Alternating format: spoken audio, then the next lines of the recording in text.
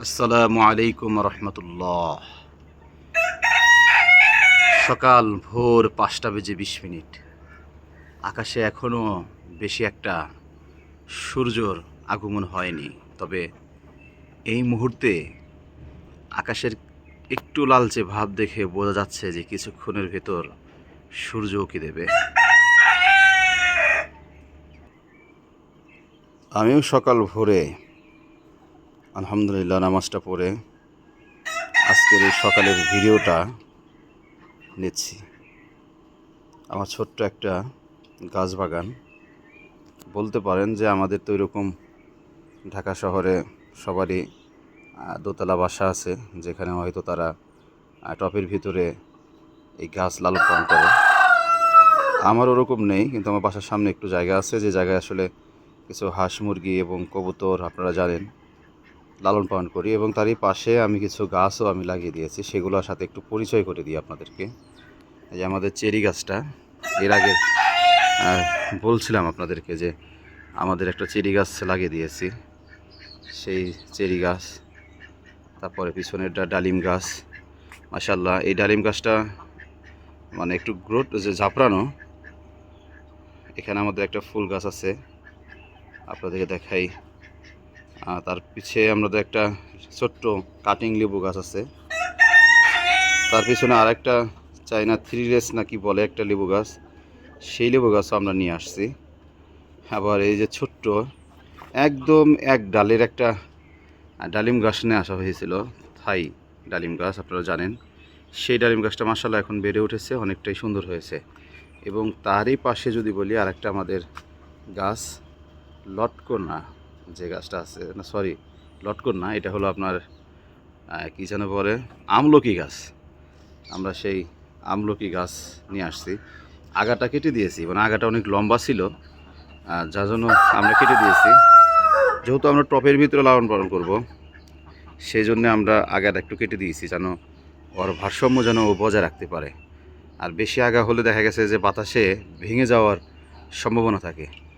আর আগাটা কেটে দেওয়ার পরেও আমরা কিন্তু একদম ফেলে দিইনি, আমরা এক জায়গায় রেখে দিয়েছি,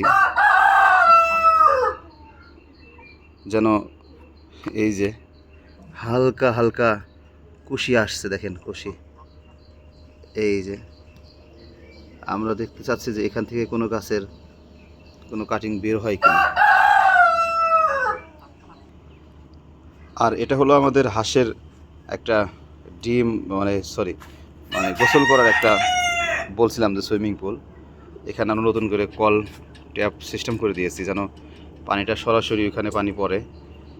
দেখা গেছে যে দূর থেকে পানি নিয়ে এসে প্রতিদিনই চেঞ্জ করা একটা বিরক্তকর, যার জন্য আমরা পানির ট্যাপের সিস্টেমটা করে দিয়েছি।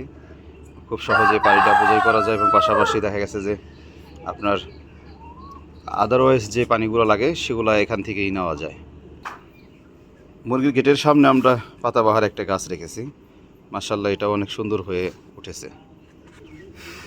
যে কথাটা আপনাদেরকে বলবো, শুকর আলহামদুলিল্লাহ, আমাদের হাঁস ডিম দেওয়া শুরু করেছে। এর আগে আপনাদেরকে দেখাইতে পারিনি, এটাতে 2টা ডিম পারলো। সকাল সকালে যখন ফজর নামাজ পড়ে এসেছি, তখন এই দৃশ্যটা দেখে আসলে মনটা ভরে গেল যে আমাদের হাঁসটা ডিম দিয়েছে। আলহামদুলিল্লাহ। এই তো কিছুদিন আগে আমরা হাঁস নিয়ে আসছিলাম, দেখতে দেখতে বড়ও হলো, আবার ডিমও দিয়েছে। আলহামদুলিল্লাহ। আসলে সকালে এই দৃশ্য আর নিজে হাত দিয়ে ডিম কুড়ানো একটার অনুভূতি আসলে বোঝানো যাবে না যে কেমন লাগে এটা।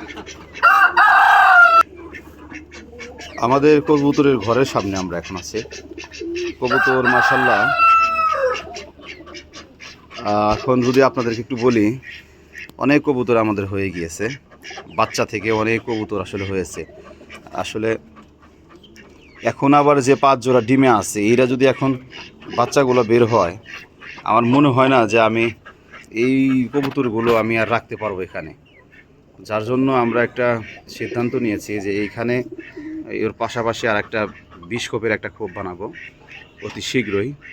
কারণ কবুতরগুলো যেহেতু আমাদের ডিম বাচ্চা দেওয়া শুরু করেছে, ইতিমধ্যে হয়তো আরও যে বাচ্চাগুলো বের হবে সেগুলোর জায়গা আগে থেকে আমাদের বাড়াতে হবে, তা না হলে এখানে রাখা সম্ভব হচ্ছে না।